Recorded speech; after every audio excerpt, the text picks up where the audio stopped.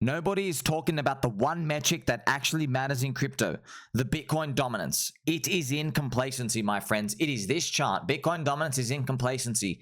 It has gone up for 5 years. That is dangerously long in crypto, number one. Also, number two, everybody has this wrong. They say that Michael Saylor is a massive bull and is helpful for Bitcoin.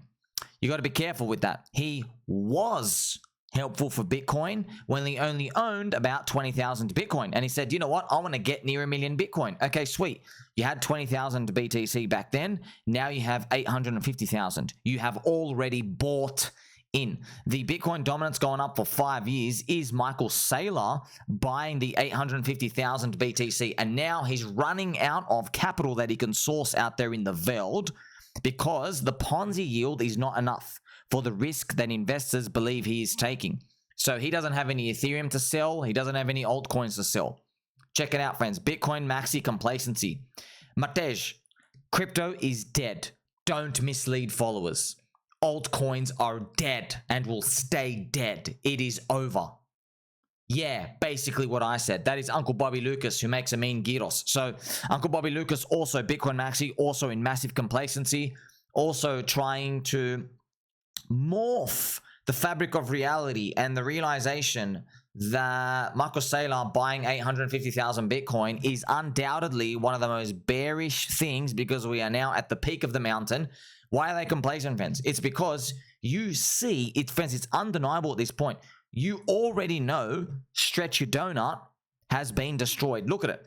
What does Stretch Your Donut being destroyed means, friends? It means there is not money out there to give Michael Saylor Ponzi borrowing capability so we can keep buying more Bitcoin. There's none left. He's exhausted the entire world supply of currency units who want to be long Bitcoin.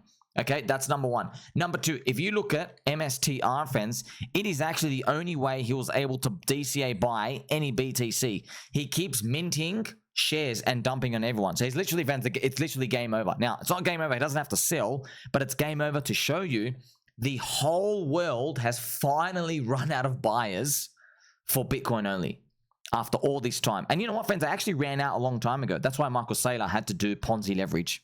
Check out this depression. Shout out to my friend who tagged me in this. This is actually one of the gentlemen. If you are watching it, sir, the person in this message, we appreciate you. You are hopefully a bottom signal, and maybe you can get back in because this sounds like depression. Check this out, friends. I have had enough now. It's not for me and not healthy. I will be closing all my positions and crypto. I gave it a shot, but I am done. Okay, that's another soul gone. Look, man, I can't promise you that I know what's going on, all right? I'm not a potato farmer, so clearly I have no idea how to read the future. And just tell you now, when we see this many people come out who all are leaving, and everybody at the same time says, oh my gosh, it's all cooked. It's never going up, friends. I mean, like over and over and over again. I played this for you, friends. How mad is this video? Check this out to really hit the message home. I think Bitcoin has lost the plot. And when I started buying Bitcoin and I've sold all of it. I bought the dip, and how I can't keep buying the dip. I have no money left to buy the dip. The dip, great.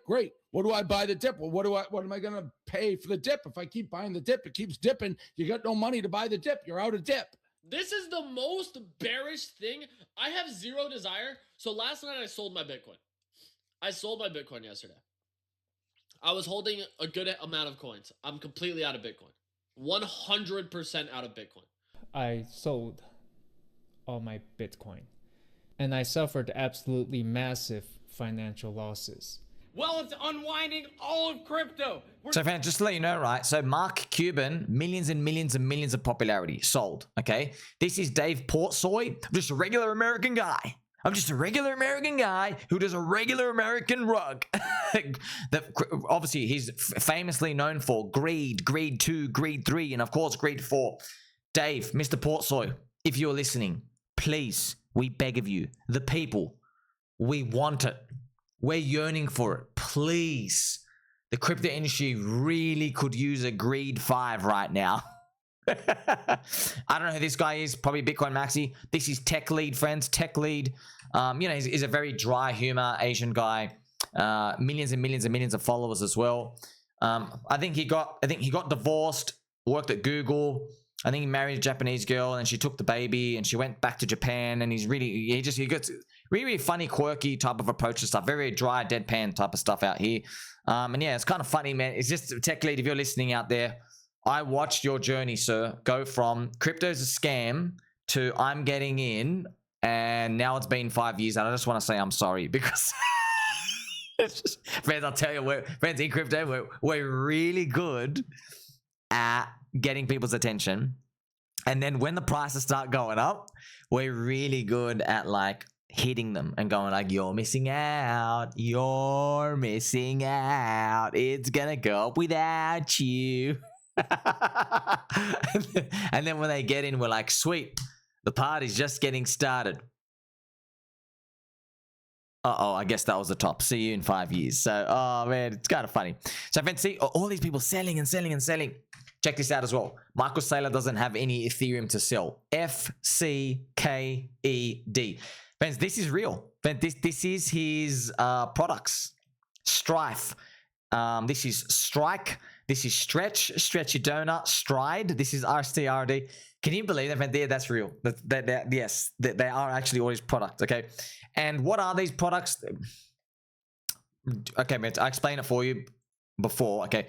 So MicroStrategy's first product, remember, he has stocks, and then he's offering stocks and he's offering yield, okay? For the very first product, he just offered, hey, buy MSTR, you get MSTR. He ran out of money eventually. So then he goes, okay, we're going to make a product where you get less stocks and like 2% yield. Okay. Then he ran out of money for that. After he exhausted that, he goes, okay, we're going to give you like a bit of stocks and like half of it yield. And then he eventually ran out of money for that. And now Stretch is, friends, Stretch is literally 0% stocks. It's just full yield. This is STRC right here. And obviously you get to see, right? STRC Stretch. Okay, so it's literally, hey, we'll just give you a full guaranteed 11% yield. You don't worry about the stock part.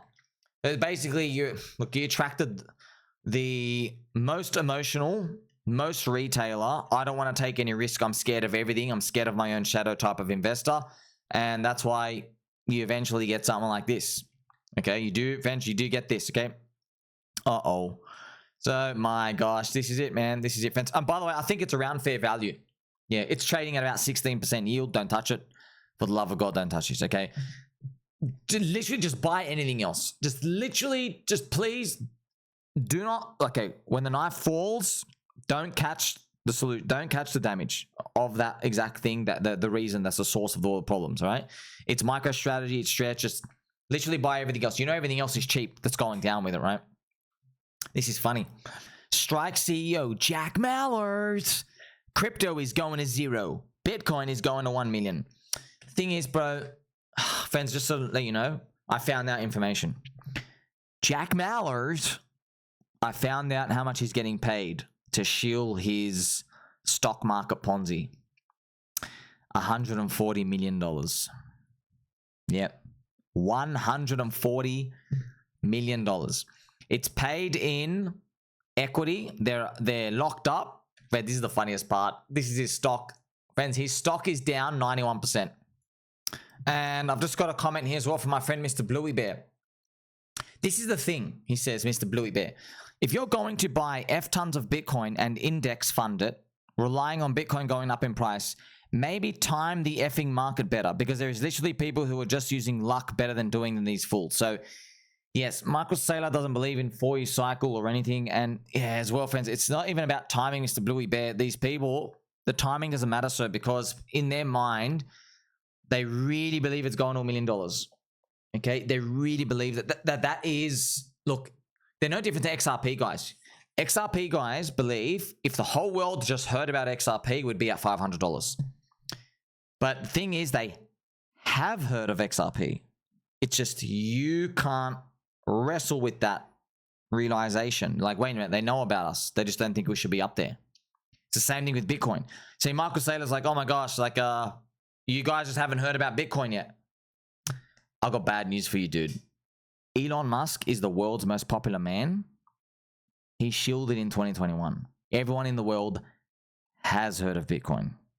Yeah. But then they like spin it again. They go, no, no, no. You just want to see it alive for more time. You want to see it do this and do that. Okay. We have a Bitcoin strategic reserve that you can front run. We got dumped on. We have the Bitcoin spot ETF.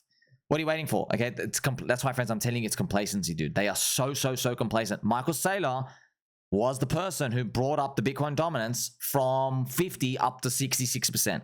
He's kept it up here, and now he hasn't even sold, and it's already rolling over. That's why it's complacency, okay? Yep. Friends, like, you're probably going to see he's not even going to sell, and this thing's just going to start going down. And they're going to be in, look at the next phase. They will be in the next phase, friends, which is going to be denial and anxiety. What's this anxiety part that's eventually going to come? This anxiety, friends, it's going to be anxiety for Bitcoin dominance, but it's going to be literally optimism and belief for everyone in altcoins and Ethereum. They're going to be saying, why am I getting margin called? This dip is taking longer than expected. That is Bitcoin Maxis saying, hey, this bear market is taking longer than expected to find the bottom, right? Why are altcoins going up? No. Like, you know, why is this happening? Why are altcoins going up, right? You know, that's just how it plays out. It's the opposite way of that. And then eventually there is a denial. The denial will be maybe Bitcoin is back above 100K, right? And they'll be like, hey, you said if Bitcoin got back above 100K, that it's no longer in a bear market. We've started the bull. Okay, we're here now.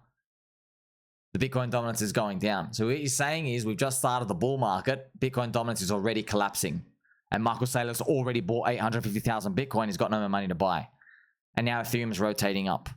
Okay, and they'll be saying, look at this denial. My investments are with great companies that will come back.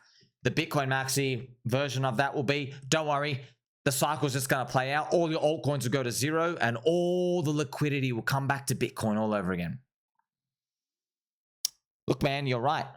The thing is, though, I don't think that's going to happen at a Bitcoin dominance of 58, 55, or 50, or 48, or 46, or 44. I'm waiting for 36.9%. You and I are going to confirm friendship. Like, subscribe, press belly button, and catch you in the next one.